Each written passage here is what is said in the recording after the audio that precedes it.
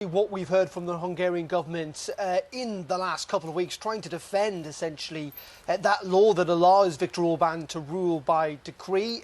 We heard that it is not just Hungary that has introduced these emergency measures, that most of Europe and most of the world has as well. In addition to that, he talked about 4 other EU countries that essentially didn't have sunset clauses, i.e. That this law could be ended at a time that essentially set down in law, that it was open.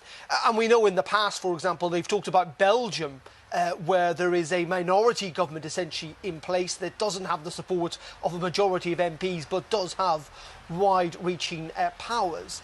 And again, it comes back to this argument as well that Hungary is being misunderstood here, that people simply have not read the law properly, and that in the end, Parliament does have oversight, Rosie, because it is Parliament that can bring an end to the state of emergency. So the democracy is alive and kicking in Hungary. I think the main concern, though, for people here in Brussels and indeed elsewhere, is that if this was merely an isolated incident, as it is for most EU countries, that would be fine and understandable. The question, of course, is that this is not isolated. We know that the European Parliament have tried to get the Council to look at this Article 7 process, that they fear that Hungary is going down an authoritarian route, that over the last couple of years we've seen action taken against universities, against the independence of the media, and indeed the independence of the judiciary in Hungary, all pointing to Viktor Orban trying to take greater control of the political process in a country in which he already rules, as you've rightly pointed out several times, with a 2/3 majority. I wish I had more time with him to try and put some of those other questions and criticisms forward. Look, the European Union is facing just this crisis, the pandemic, in so many different fronts. You know, the health crisis, the economic one. But what about politically?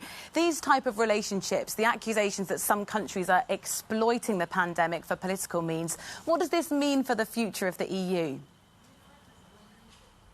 Well, it means that when this pandemic does come to an end, not only is it going to face an economic battle to trying to get the EU's economies back to recovery mode, it's also facing somewhat of a political battle. And there are questions about what to do with Hungary. There are suggestions that the Council now needs to seriously look at this Article 7 process, which essentially would sanction Hungary in many ways. However, that can be vetoed by just one country, and given the fact that Poland is also essentially under questioning from the European Parliament and others about its democratic processes, it means that Article 7 process is not likely to go anywhere really in the end. There's also talk about looking at the future budget of the EU and whether that can essentially be controlled by Brussels rather than transferring the money to Budapest, or whether ultimately, in the end, actually, there needs to be some type of specific sanction for Hungary, and that might mean actually supporting opposition parties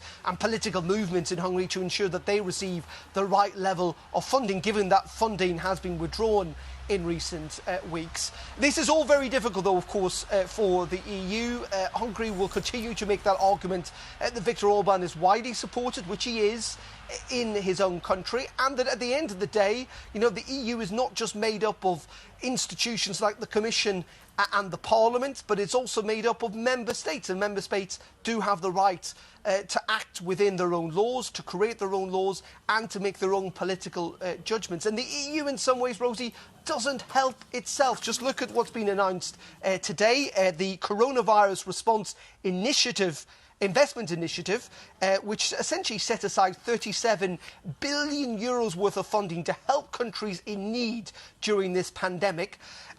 Because it's already used the existing structure, it's meant that €2.3 billion has gone to Italy, a country much bigger than Hungary, a country that has been much worse affected by this coronavirus crisis, and yet it's only received €2.3 billion, whereas Hungary, which has got 1/6 of its population, has received €5.6 billion worth of EU funding. Many saying that the EU as an institution, even when it wants to be harsh towards Hungary, even when it wants to send a political message, can't still get that right because it's using existing methods and not being flexible enough to react to this crisis and to send a strong political message to Viktor Orban in Budapest.